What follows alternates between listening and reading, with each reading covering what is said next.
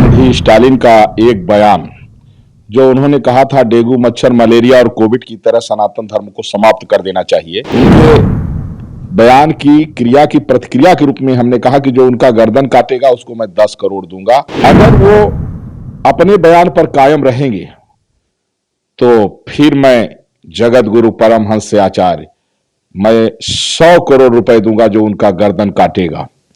महाराज जी, उदयनिधि स्टालिन का बयान आया है, बीजेपी ने मेरे शब्दों को तोड़ मरोड़ के पेश किया, उसे बढ़ा चढ़ाकर पेश किया।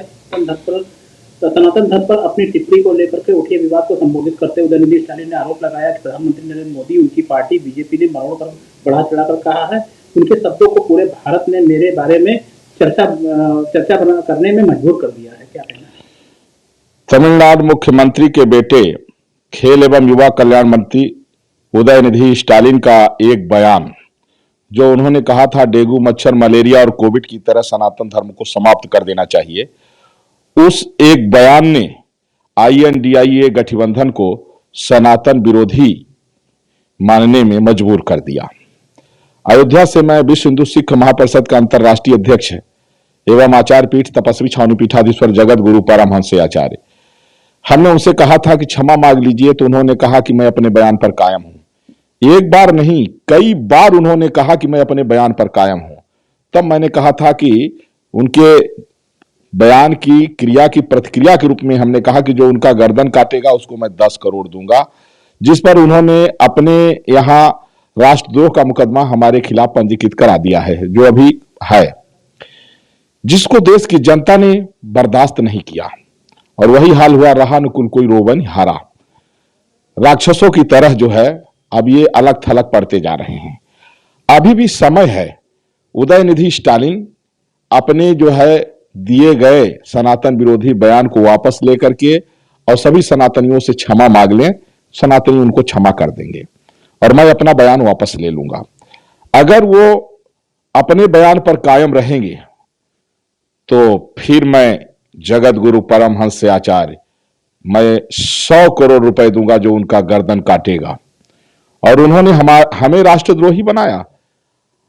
पहले वो सनातन को गाली दे रहे हैं, सनातन को डेंगू मच्छर मलेरिया बता रहे हैं, और इसके बाद अगर कोई जवाब उनको दे दे तो उसको राष्ट्रद्रोही साबित कर रहे हैं। मैं 100 करोड़ दूंगा जो उदयनिधि स्टालिन का सर कलम करके ले आएगा, और अगर वो क्षमा मांग लेंगे तो क्षमा भी कर दूंगा, और नहीं क्षमा मांगेंगे तो देश समझ गया है कि INDIA गठबंधन जो है यह सनातन धर्म को समाप्त करने के लिए बना है। और लगातार इस तरह की उदयनिधि स्टालिन के बयान के बाद सनातन विरोधी बयानों की बारिश आ गई। जिस तरह से DMK के सांसद राजा ने बयान दिया, उन्होंने तो और जो है तो कहा कि इसको कोविड और HIV की तरह समाप्त करना चाहिए। और इसके बाद जो है मल्लिकार्जुन खड़गे का बेटा भी जो है तो कहां पीछे रहा, उसने भी जो है तो उनका समर्थन किया। देशवासियों को ये बात अब समझ में आ गई कि INDIA गठबंधन सनातन धर्म को समाप्त करने के लिए बना है, इसलिए INDIA गठबंधन को ही समाप्त क्यों न कर दिया जाए, अब ये जनता ने मन में बैठा लिया है। और देश के माननीय प्रधानमंत्री नरेंद्र मोदी जी को मैं धन्यवाद दूंगा कि सनातन धर्म का उन्होंने पक्ष लिया। और जिस दिन जब 2 सीट में भाजपा थी और जब भाजपा ने ताल ठोका था कि रामलला हम आएंगे, मंदिर वहीं बनाएंगे, तो सेंट्रल में फुल मेजोरिटी से भाजपा आई और कई स्टेट में आ रही है।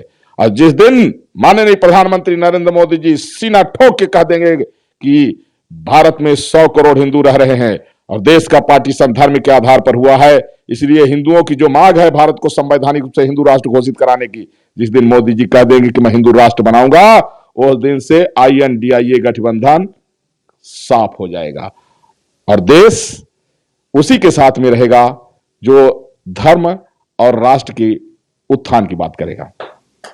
उन्होंने भी कहा कि भाजपा और मोदी जो है हमारे बयान को तोड़ मरोड़ के पेश किया है। तोड़ मरोड़ को तब कहते हो जब उनसे कहा गया, कई बार जो है चर्चा हुई तो वो खुद ही कह रहे थे कि मैं अपने बयान पर कायम हूं, तो तोड़ मरोड़ के कौन पेश कर रहा है? हमारे ऊपर उन्होंने राष्ट्रद्रोह का मुकदमा पंजीकृत कराया। अब ये कोई तोड़ मरोड़ की बात है? गाली वो दे रहे हैं, अगर उसका जवाब दे रहा हूं तो हमको राष्ट्रद्रोही बता रहे हैं। उनका बाप मुख्यमंत्री है तो वही सरेआम गुंडई है कि जो है उल्टा चोर कोतवाल को डांटे। इसलिए वो क्षमा मांग लें और जो हमारे ऊपर राष्ट्रद्रोह का मुकदमा पंजीकृत है उसको वापस कर लें, जनता क्षमा कर देगी। और नहीं तो हम इनाम बढ़ा के हमने 100 करोड़ कर दिया है।